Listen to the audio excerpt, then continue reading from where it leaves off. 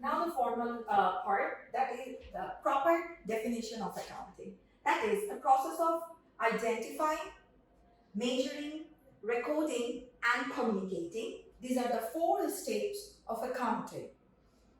Economic for what? For economic information to permit the informed judgment that I said before, to take the decisions for the business by the owners, by the shareholders. Okay? So what is this identifying, measuring, recording, and communicating? Identifying those events that are considered as evidence of economic activity relevant to the business. We are saying it, evidence. We are saying this, evidence. Now what's this evidence? Every transaction happens, not the transactions, I'm talking about the events or different incidents happen in the business, but not necessarily every event or every incident have an evidence.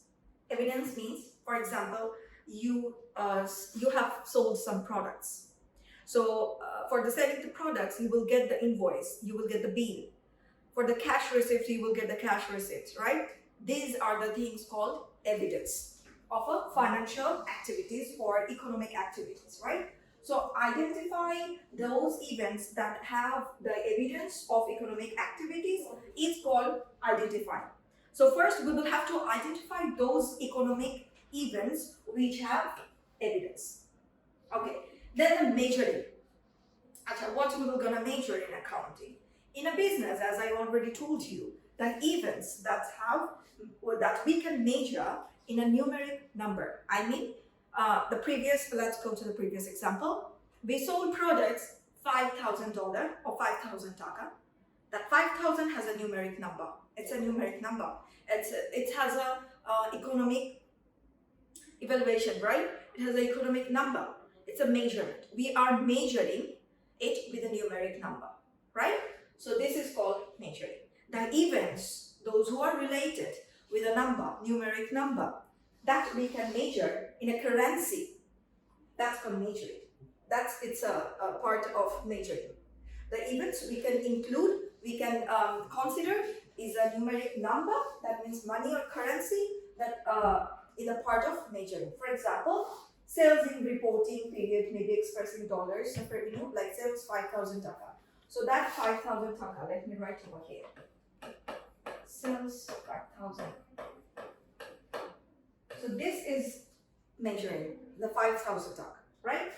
But it's not necessarily that all the things are in currency or number. For example, the times or the hours of machine time, employees' working hours, or the machine time, how many times the machine will gonna operate, how many time or how many hours the employee or the workers will gonna work. That also we can make is a part of measure. So we can say that it can be 2 types. One is a currency and another one is the quality or the measurement.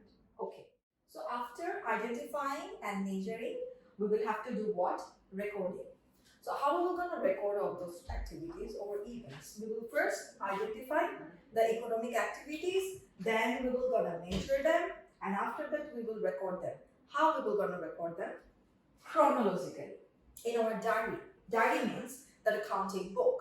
Okay, so keeping the chronological diary of measured events like expenses paid, sold, purchase, bank loan, investment, and all those financial activities or financial events, we will gonna keep record chronologically, day to day. After which event comes first, then after which events happened. So like this, according to the date and the time, we will have to record them sequentially, right?